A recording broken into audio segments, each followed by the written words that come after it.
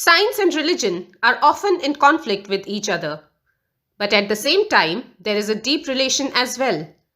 In this chapter, the Comet Part 1, a new comet has been discovered in the sky, and different people have different opinion related to it. What are their opinions? Let's see in the chapter, the Comet Part 1. Before you read, a new comet has appeared in the sky. Comet is a celestial body that looks like a bright star which has a tail and it moves around the sun, something like this. So a new comet has appeared in the sky and is heading straight for Earth. A head-on collision. Head-on collision means crash, which is nearly unavoidable, will mean the end of life on this planet. Scientists and religious leaders react to this situation in two different ways. What happens to the comet? So a new comet has appeared in the sky and it is coming towards the Earth, and there is going to be a crash between Earth and the comet which cannot be avoided, and this will mean that life on Earth will end. Scientists and religious leader, both of them, they react in different ways to this situation. What will happen to the comet? Let's read in the chapter. In part 1, we will see that the Tada is an amateur scientist. Amateur is a person who does something for pleasure, not for money or as profession. And he cannot stay away from keen-eyed Dibya Chakshu for long. What is Dibya Chakshu? We will see in the chapter. Dibya helps him achieve his secret ambition. Ambition is a wish or desire. The Tada has a secret ambition in which Dibya helps him. The Tada's wife Indrani Devi wishes that he hadn't found the object that he had been searching for. What is that object? Let's see in the chapter. It was a moonless night in December. A burst of cold breeze from the window was enough to disturb the sleep of Indrani Devi. Half awake, she felt for the adjoining pillow. Although she knew the answer, the Tada was not there. So it was winter season, moonless December night, and a burst of cold breeze coming from the window woke Indrani Devi up. Half in sleep, she looked for the adjoining pillow for her husband, although she knew the answer that her husband, the Tada, was not there. So he has gone to hobnob with that wretched Dibya. Hobnob means to have a friendly talk or to spend time together, and wretched means evil. At least he might have bothered to close the door, even as she muttered. Muttered means to speak slowly to oneself in anger. Her complaints, Indrani Devi could not repress her smile. She knew how utterly oblivious, utterly means completely, and oblivious means forgetful, her husband was of the practical problems of living. Didn't his doctor tell him to take special precautions against the cold? So Indrani Devi knew that her husband had gone to spend time with that evil Dibya, and as she was muttering this, she couldn't control her smile because she knew that her husband is completely unaware of the practical problems of life. Even though the doctor has told him to take special precautions against the cold, he wouldn't do that. But he wouldn't remember to put on a sweater even if it was laying on his bedside chair. How could he when Dibya had put her spell on him? To put a spell means to bring under one's control by magic. So she thought to herself that he cannot even bother to put a sweater which was just lying next to the bedside. How would he when Dibya had her magic on her husband? She picked up the white woolen pullover, wrapped herself in a shawl, and made her way to the roof to break up his tit-a-tat with Dibya. Tit-a-tat means friendly chat or private talk between two people. She found them both huddled together, eye to eye. At least the Tada was looking into Dibya's eyes. So when she went up on the terrace, she found both of them together. They were looking at each other's eyes. At least the Tada was looking into Dibya's eyes. When the Tada acquired this telescope, he was so thrilled that he called it Dibya Chakshu, divine eyes. So Dibya Chakshu is actually a telescope.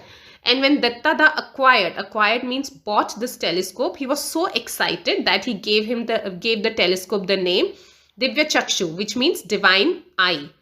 To Indrani Devi, this telescope was like a designing woman who had ensnared her husband. Ensnared means trapped. So she just called it Dibya and the name stuck. For Indrani Devi, it was just another woman, a woman who had trapped her husband. So she just gave the telescope the name Dibya. So Dattada he was very thrilled with the telescope and he called the telescope Dibya Chakshu, while Indrani Devi just took it as another woman who has trapped her husband and she called the telescope Dibya. To Dattada, the telescope marked the fulfillment of the ambition of a lifetime. As an amateur astronomer, he had longed for enough money to buy a good telescope and for enough spare time in which to observe the heavens. Astronomer is a scholar of science, of sun, moon, stars, planets, a person who study about celestial body.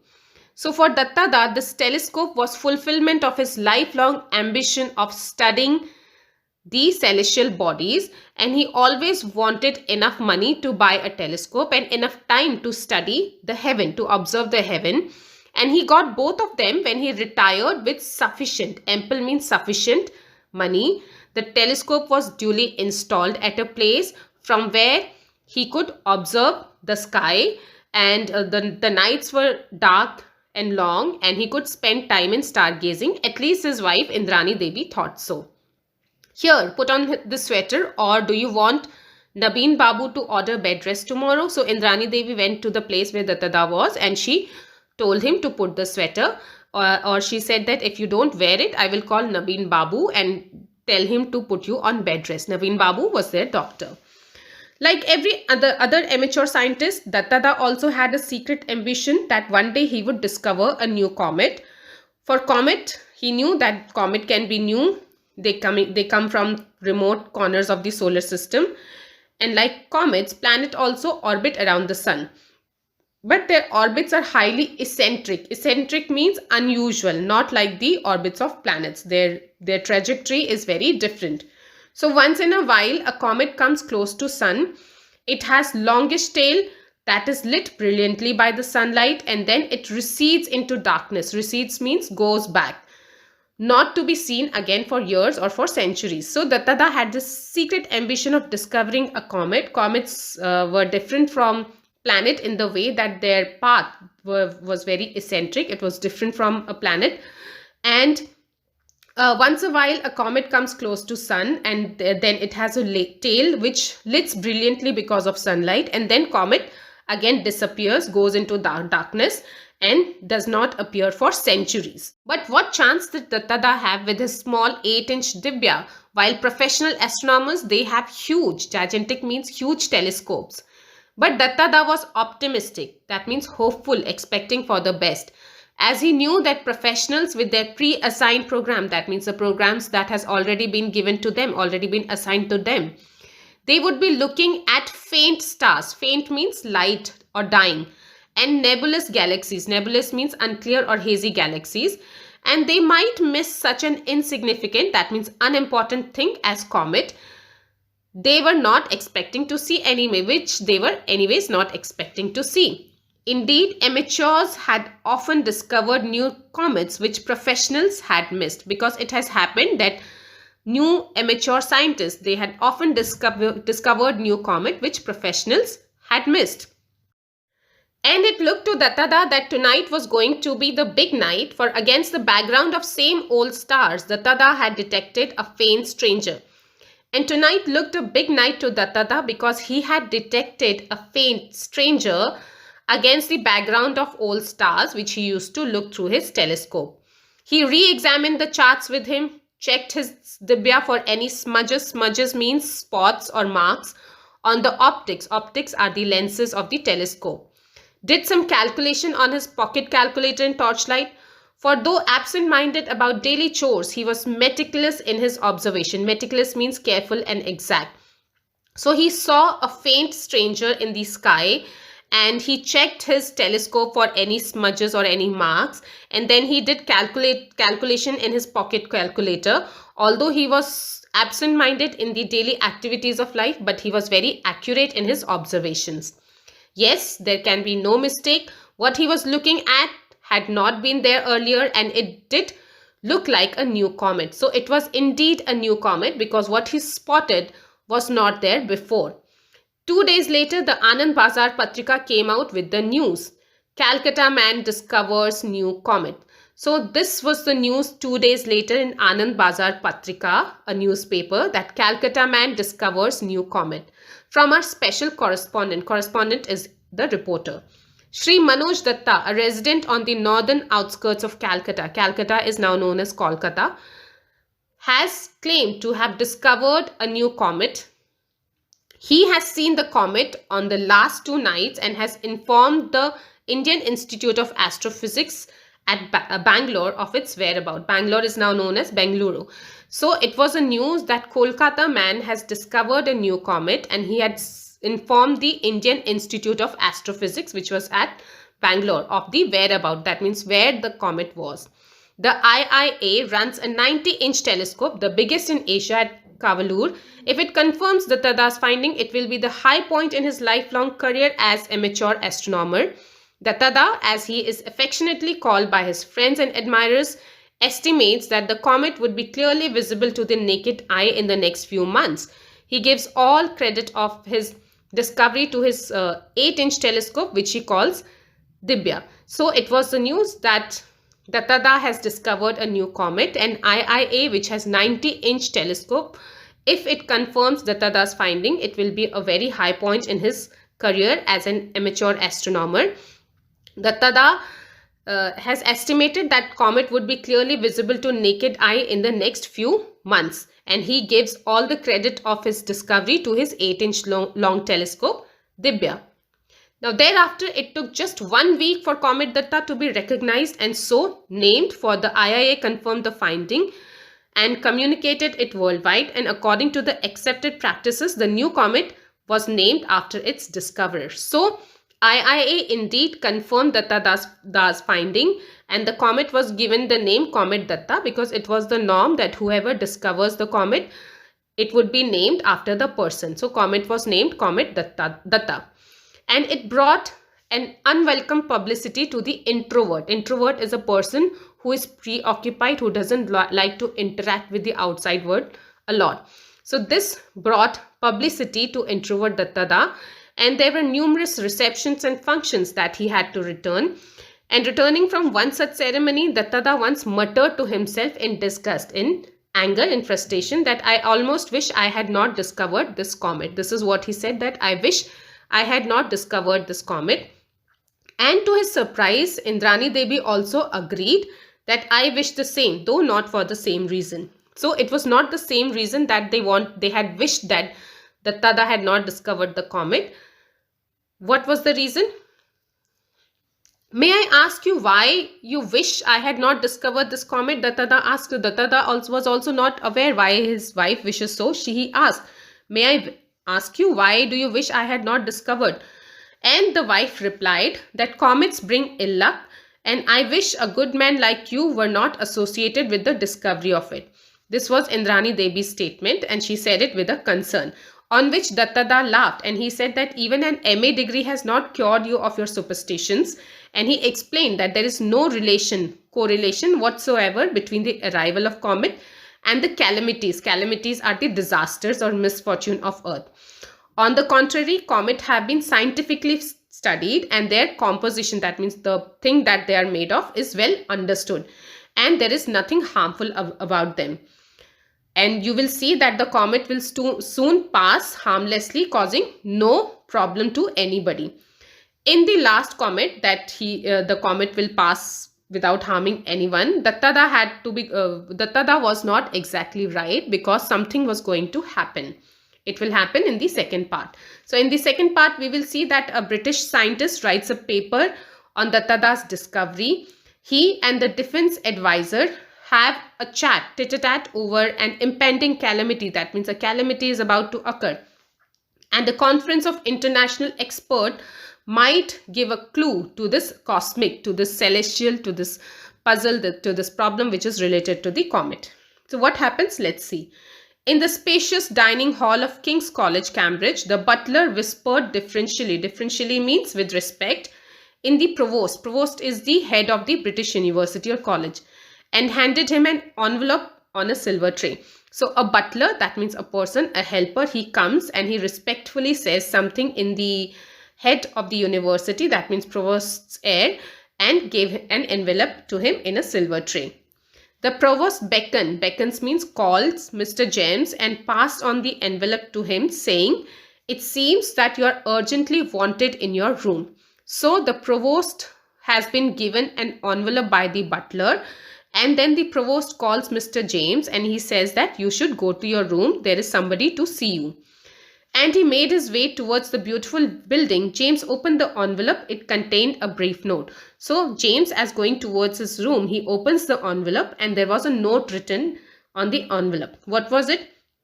"Dear Dr. Fawcett." So it is Mr. James Fawcett. "The bearer of this note has been instructed to bring you to my office in London tonight. Please come without delay. I am making arrangements for your overnight stay in London. I regret the inconvenience caused to you and request you to keep your visit strictly confidential." Confidential means secret. "Believe me, it is absolutely essential. Yours sincerely, John Macpherson." So it was a note from some Mr. John Macpherson, who has mentioned that you are urgently required to come here, and the person who has given this note will bring you here to my office, and I have made arrangement for your stay in London, and I'm sorry for the inconvenience. Please keep this communication secret, and believe me, it is very necessary. It is very essential. The signature carried the designation underneath, Defense Secretary Advisor, His Majesty's Government. So below the letter, this was the designation was written, Defense Secretary Advisor. So there was a note for Mr. James Fawcett from Mr. John Macpherson. Now, a bowler-hatted man near the mantelpiece is the showpiece that is kept in the room, greeted him as James entered his sitting room. "I'm Johnson, sir, security officer at Whitehall." He showed his identity card and continued, "I presume you know why I am here." So it was Mr. Johnson who has come there to bring Mr. James Fawcett to Mr. John Macpherson. So don't get confused with the name, since all of them starts with J. Mr. James Fawcett was called by Mr. John Macpherson, and Mr. Johnson was there to pick Mr. James. He showed his identity card and has said that I am here to take you to the Whitehall. "To the extent that is conveyed in this note," replied James. He knew that it would be useless to ask Johnson for further details. "I won't take long." So Mr. Johnson said that you must be aware why I am here, and Mr. James said that I just know what is there in the note, nothing else. And Mr. James also knew that there is no point asking anything to Mr. Johnson because he would not be knowing that. Johnson's Ford Cortina, the car that he has brought Mr. James to Whitehall in less than 90 minutes. So in less than 90 minutes, Mr. James Fawcett was in the Whitehall. Whitehall is the place where Mr. John Macpherson was waiting for James Fawcett. And it took them another 10 minutes to reach the chamber of John Macpherson. So Mr. James went to John Macpherson's room, and having introduced Mr. James to Sir Johnson, quite efficient, but he quietly went out. He went out of the room. "Dr. Fawcett, my apologies for this imposition on your time." Imposition means unfair demand, when you call somebody in a hurry, which you are obliged to accept. Sir John advanced with outstretched hands. "To avoid any further delay, I will come to the point right away." Sir John handed him a typescript. So Mr. James was called by Mr. John Macpherson, and he apologized for calling him like that, and he said that to avoid further delay, I will come to the point, and he gave him a typescript, a typed paper. And when Mr. James saw it, he was surprised. "Why, it is my paper to nature. How did you get this original manuscript?" Manuscript is the paper or book which is not yet printed. James was surprised with and somewhat uneasy. So Mr. James has given a paper to be published to Nature. Nature is the publication where his paper was to be published. And he said that it was my paper. How did you get the original one? And Mr. John saw the anxiety and continued, "Tyler, the editor of Nature, is a friend of mine." So Mr. John, when he saw that Mr. James was anxious, he was worried. Mr. John told him that Tyler, who is the editor of Nature, to where Mr. James had given his paper, he said that he is a friend of mine. Mr. Tyler from Nature is my friend. And I had asked Nature to publish it without delay since it is very important? James looked puzzled. So Mr. James Fawcett said that I have told nature to publish it without delay because it is very important. And then Mr. John said that yes, I agree, it is important. So important that it should not be published. That is if what you say is correct. Sir John lit his pipe. So Sir John, while lighting his pipe, he said that yes, it is important and so important that it should not be published. If it is correct, it should not be published. And Mr. James had never tolerated aspersions. Aspersion means such harsh remark on accuracy of his work, but that it must be suppressed. So he couldn't tolerate it, but he knew that Mr. Sir John was a respected scientist and he was willing to hear him. He was willing to hear why Mr. John has told not to publish it.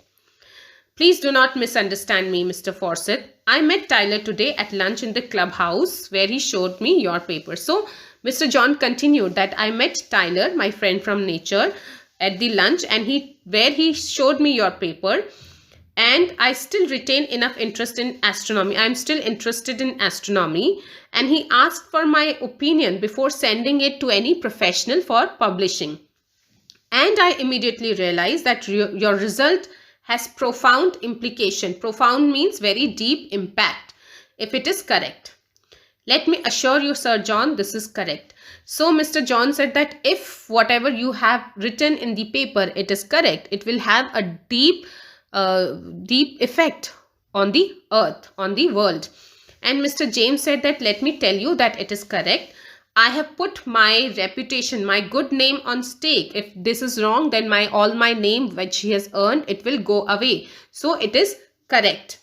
Do you realize what will happen if Comet Datta collides with the Earth as you predict it will? So what was there in the paper? In the paper, Mr. James has predicted that Comet Datta is going to collide with Earth. That is why Mr. John has withheld it and told not to type it. The effect will be catastrophic. Catastrophic means highly destructive. Mr. James said that yes, if Comet Datta collides with Earth, the result will be very destructive. And that is why I have taken extra care to verify my calculation. For my calculation, I have taken extra care because it's a huge thing.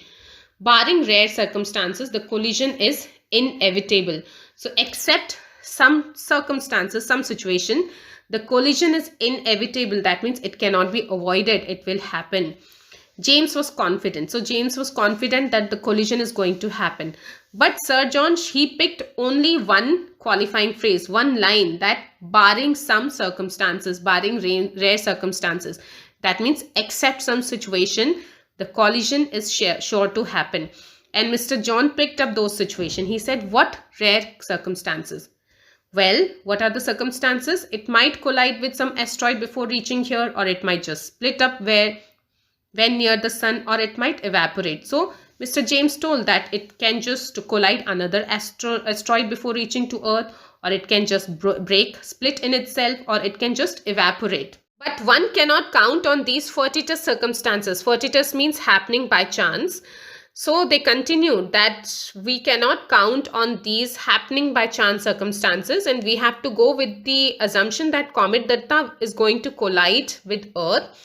Such kind of cometary collisions, such kind of crashes between Earth and comet, it is expected to happen once in 10 million years, but now they knew that it is going to occur within 1 year. And Mr. James corrected that it will happen within 10 months to be precise. Then Mr. John, he continued that we have only 10 months of survival left for the entire living species on Earth. And then he said that don't you think that we should do something to stop that? A fleeting smile crossed James' face. So Mr. James gave a smile and he said that he thought to himself that he's just talking like a civil servant, as if we are facing here a minor breakdown of law and order. It is not a breakdown of law and order. It is not that somebody has breached law and order. It's a big thing. A comet is going to collide the Earth. He thought this to himself, but aloud he said that how can we prevent this natural catastrophe? And then Mr. John said that I don't know, but we have no option but to try. And I think we need more than 2 brains to handle the situation. So it is important to call an urgent meeting of experts from all over the world to think of a countermeasure. Countermeasure means step or action in the opposite direction. And this should happen in total secrecy. Just think of the panic, the fear that will be there in the world if this dangerous news goes out. And Sir John looked at the manuscript in James' hand. And Mr. James said that my suppressing this paper is not going to hide any truth. If I don't publish it, it is not going to hide. There will be other who will arrive to the same conclusion, or sooner or later the earth will come to know, people will come to know. And then Mr. James said that do not suppress it, just tone it down, just bring it, make it a little soft. Do not make it in such a harsh word that we are going to die or something. Just make it a little soft and add many ifs and buts to make your conclusion appear not so certain. So don't be so certain, add many ifs and buts. I will exert all my influence with friends in other countries to make them exercise a similar restraint for a while. So he said that I will also use all my power to make in the other countries, tell my friends to restrain for a while. Restrain means control this news. For how long? Mr. James said, for how long? And Mr. John said that until this evil comet, this wretched comet is safely out of the way, let us spend some time to plan the details of an international conference. Should we do it in a week? And Mr. James, he thought that a week was a very impossible task to keep such a secret conference of international experts, while Mr. John disagreed because he was confident that he would be able to do that. And he began to spell out the details. He started working on the secret conference of experts from all around the world. So part 1 stops here. Here are the question and answers. You can go through them. So have you understood that Mr. Dattada has discovered a comet, and he was very happy because it was his secret ambition, and there was news in the paper after 2 days of his discovery, which was to be confirmed by IIA, and after 1 week IIA confirmed it. And later there was a talk between among the world. It was especially among Mr. James and Mr. John, as Mr. James had come to the conclusion that Comet Datta is going to collide the earth, and he had given a manuscript to Nature to publish it. Tyler, the honor of Nature, he had given a manuscript to Nature to publish it. Mr. Tyler from Nature was a friend to Mr. John Macpherson, and he told about this to Mr. John. Mr. John called Mr. James and told him to suppress this news until they come to a solution. And he gave an advice that more than 2 heads are needed to come to the solution. And he told him to tone down his tone in the paper and add many ifs and don'ts until they come to a final solution, for which they would need more than 2 heads, and for which he suggested a conference of international experts. Now what happens next, we will see in the next chapter, which I will upload soon. Till then, study this chapter. Bye bye. Take care.